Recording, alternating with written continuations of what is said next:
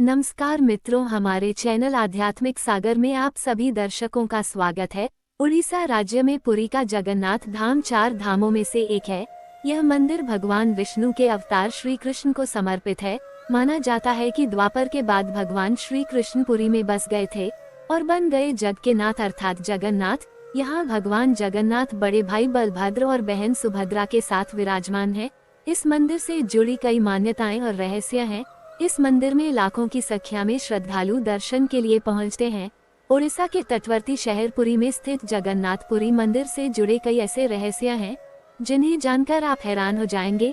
लेकिन वीडियो शुरू करने से पहले चैनल को लाइक और सब्सक्राइब करना ना भूलें और कमेंट बॉक्स में जय श्री जगन्नाथ जरूर लिख दें। तो चलिए जगन्नाथपुरी मंदिर के इन चमत्कारी रहस्यों के बारे में आपको बताते हैं। मान्यता है कि जब भगवान श्री कृष्ण ने अपना देह त्यागा था तब उनका अंतिम संस्कार किया गया था। इस दौरान उनका बाकी शरीर तो पंच तत्वों में विलीन हो गया था, लेकिन उनका दिल सामान्य और जीवित रहा था। कहा जाता है कि उनका दिल आज भी सुरक्षित है, जो पुरी के भगवान जगन्नाथ की मूर्ति के अंदर आज भी धड़कता है।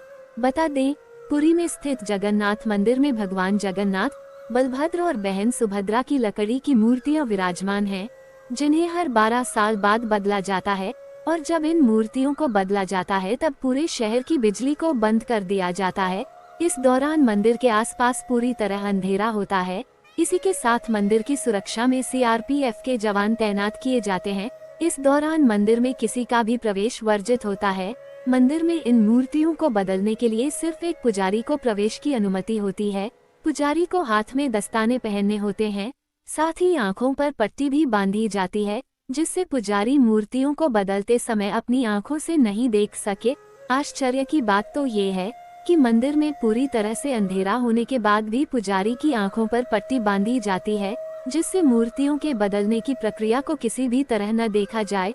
माना जाता है कि जब पुरानी मूर्ति से नई मूर्ति बदली जाती है तब पुरानी मूर्ति से एक चीज निकाली जाती है जिसे ब्रह्म पदार्थ कहते हैं। इस ब्रह्म पदार्थ को पुरानी मूर्ति से निकालकर नई मूर्ति में रख दिया जाता है। मान्यता है कि यह ब्रह्म पदार्थ भगवान श्री कृष्ण का हृदय है और अगर किसी ने इसे देख लिया तो उसकी मृत्यु निश्चित है। जगन्नाथपुरी मंदिर का आर्किटेक्चर बेहद सुंदर है। इस मंदिर की एक विशेषता ये भी है कि मंदिर समुद्र के किनारे होने की वजह से लहरों की आवाज लगातार आती रहती है, लेकिन जैसे ही मंदिर के सिंहद्वार में आप प्रवेश कर लेते हैं वैसे ही लहरों की आवाज सुनाई देना बंद हो जाती है।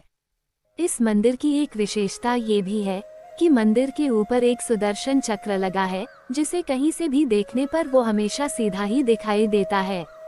यानी आप कहीं से भी खड़े होकर देखेंगे तो ऐसा लगेगा कि सुदर्शन चक्र का मुंह आपकी ही तरफ है।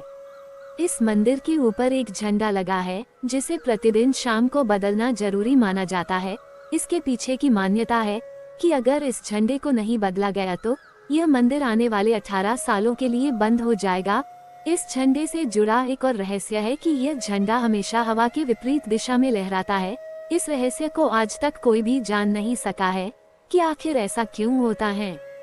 ये तो आप सभी जानते हैं कि किसी भी चीज पर सूर्य या चांद की रोशनी पड़ने पर उसकी परछाई बनती है, लेकिन इस मंदिर के शिखर पर सूरज की रोशनी हो या चांद की रोशनी, किसी भी रोशनी पर कभी भी कोई परछाई नहीं बनती है। आपने ये तो हमेशा देखा होगा कि मंदिर या बड़ी इमारतों पर पक्षी हमेशा बैठे दिख जाते हैं, लेकिन पुरी के इस मंदिर के ऊपर से न ही कभी कोई प्लेन उड़ता है और न ही कोई पक्षी मंदिर के शिखर पर बैठता है। भारत के किसी दूसरे मंदिर में ऐसा कभी नहीं देखा गया है। कहा जाता है कि जगन्नाथपुरी मंदिर में दुनिया की सबसे बड़ी रसोई है और इस रसोई का रहस्य भी चौंकाने वाला है। मंदिर में भगवान के प्रसाद को पकाने के लिए मिट्टी के 7 बर्तनों को एक के ऊपर एक रखकर चूल्हे पर पकाया जाता है, लेकिन सबसे ज्यादा आश्चर्य की बात तो ये है कि इस दौरान सबसे ऊपर रखे बर्तन का प्रसाद सबसे पहले पकता है। इसके बाद एक एक करके नीचे रखे मटकों का प्रसाद पकता जाता है। कहा जाता है कि चाहे कितने ही श्रद्धालु क्यों न आ जाएं, प्रसाद कभी खत्म नहीं होता है और न ही कभी व्यर्थ जाता है।